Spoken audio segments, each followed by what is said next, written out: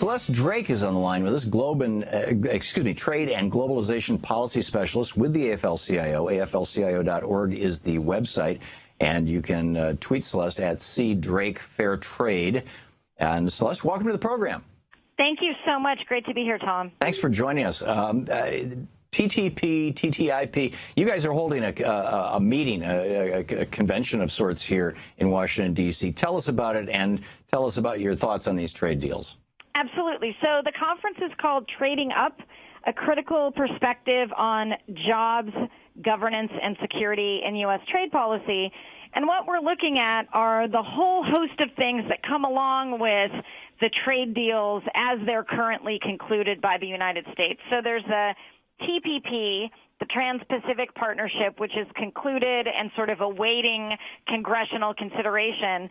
And there's a couple more that are still under negotiation. One is the TTIP, Transatlantic Trade and Investment Partnership, and the TISA, the Trade and Services Agreement. But what TPP definitely is, and what the risk of TTIP and TISA becoming is, really not a trade agreement at all, but really what would be more accurately be called a global governance agreement, or less politely, simply a corporate rights agreement. Right. And you know, I've been ranting about neoliberalism this whole hour, and this is the ultimate expression of it, the idea that the marketplace should decide things, not individual people through a democratic process. And that the winners in the marketplace, the billionaires and the big corporations, they should have the largest and loudest voices. That's exactly right. And so these deals are the expression of neoliberalism. And what makes them so insidious is that, you know, we're having trouble with this debate just in our domestic politics. But when we get stronger, when we get the folks on the left to say, yeah, you're right, I'm sick and tired of having a skewed economy that's rigged against me and the big corporations and the 1% really get everything.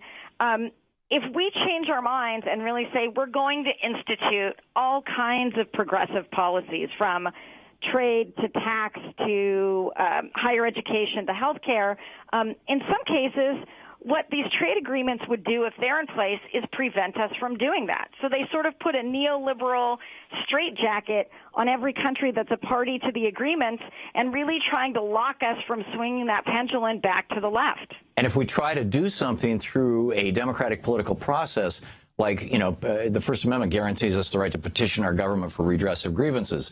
And so you get all these people who came to Washington, D.C. and marched in New York to petition President Obama to reject the Trans-Pacific Partnership. He ultimately rejected, not the Trans-Pacific Partnership. I mean, that's happening too, but the Keystone XL pipeline. He did that, and now because of NAFTA, which is another one of these neoliberal trade deals, because of NAFTA, we've got TransCanada, a foreign corporation, a Canadian corporation, suing you, Celeste, and me. I mean, they're suing the United States of America for our tax dollars to the tune of $15 billion for profits, not that they lost, but that they might have made if they had succeeded in getting the pipeline.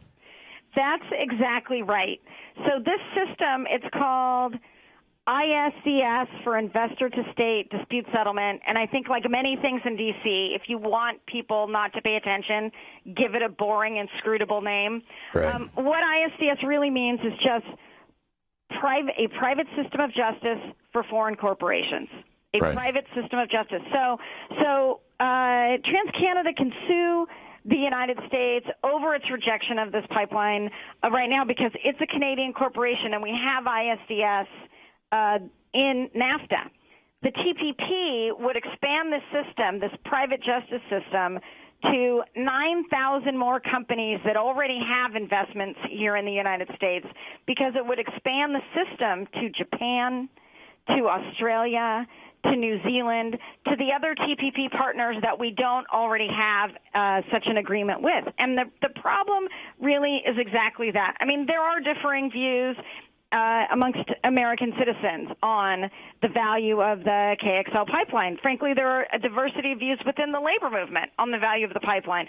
But what we all can agree on is that those decisions should be made by us, democratically the folks who live in the country that's going to be affected. They should not be made because a foreign company is holding a government for ransom and saying, if you make this decision, we are going to sue the pants off you to the tune of billions of dollars. Right.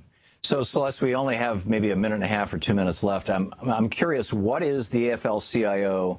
We're talking with Celeste Drake, a trade and globalization policy specialist at the AFL-CIO. What are you all doing about this? How are we, and how can we help? Yeah, great question. First thing folks can do right now, if they've got their cell phone in front of them, they can text TPP to 235246. Okay. TTP to 235246.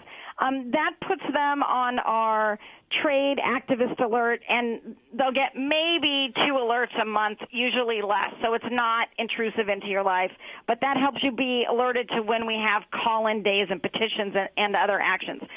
Number 2, learn about this so that you can teach your mom or your dad, your son or your daughter, your coworker, your SO, whoever it is, and you can learn more about it at AFL-CIO.org. Go to Issues Then Trade, and then you'll see a whole bunch of stuff about trade. But being educated and alert and telling others face-to-face has the biggest impact, because people really do listen in conversations, because we're so bombarded with everything on the web every day and what the different networks are telling us. So learn and talk. And then what you really want to do is send the message to your member of Congress. It doesn't matter if they are Republican or Democrat, and to your senator. It doesn't matter Republican or Democrat.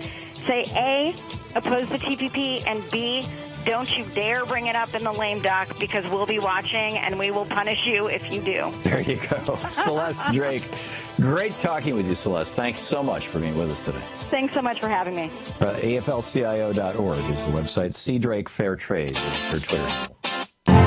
To watch more clips from our programs, hit the Watch More Videos button over here. And please be sure to hit the handy-dandy subscribe button so you'll always be up to date. Tag, you're it.